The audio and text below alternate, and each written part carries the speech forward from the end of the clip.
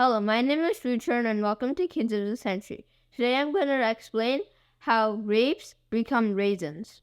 Grapes to raisins. Do you know how grapes become raisins? If not, don't worry. I'll explain how in this video. So, for starters, grapes need a lot of sunlight to grow. So sunlight really helps raisins grow. So, for example, in the USA, California has a lot of sunlight. So it's easy for grapes to grow in California. When grapes are plump and round, they can be picked to turn into raisins. At this point, they are put on a wooden or paper tray in the sun for many days to dry up and turn into raisins.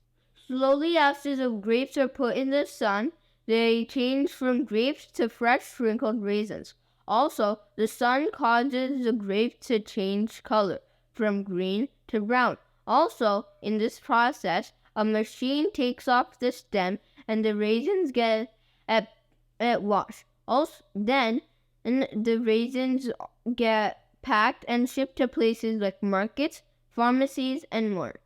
Raisins are made in a lot of countries, such as Greece, Turkey, Iran, Spain, Australia, and also the United States of America.